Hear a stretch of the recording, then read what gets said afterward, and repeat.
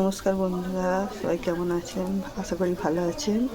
এখানে আমি ডিম ভাজা করব। ডিম ভাজার জন্যে এখানে টমেটো নিয়েছি, কাঁচা লঙ্কা নিয়েছি, ধনেপাতা নিয়েছি, পেঁয়াজ কুচনো নিয়েছি।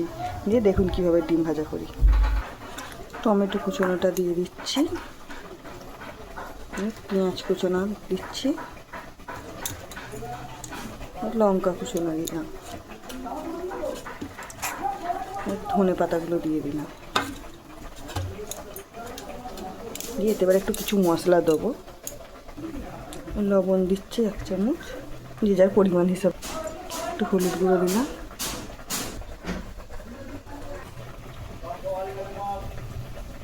একটু জিরে গুঁড়ো দিলাম। জিরে গুঁড়ো ধনে একসঙ্গে গুঁড়ো করা আছে দিলাম। এখানে আমি 2টো ডিম দেবো, ডিম 2টো ফাটিয়ে দেবো।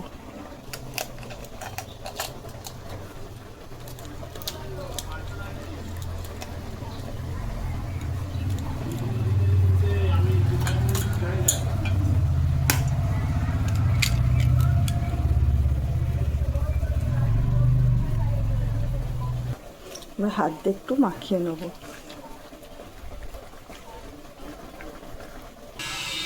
কড়াই তেল গরম হয়ে গেছে, এবার দিয়ে দেবো।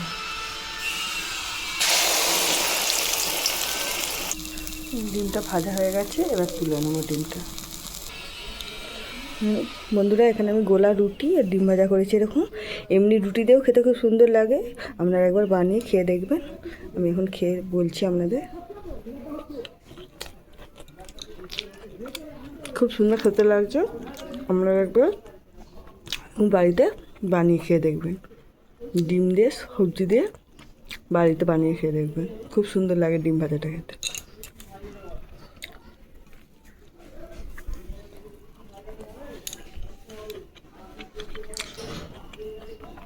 সবাই ভালো থাকবেন, সুস্থ থাকবেন। এখানেই ভিডিওটা শেষ করছি।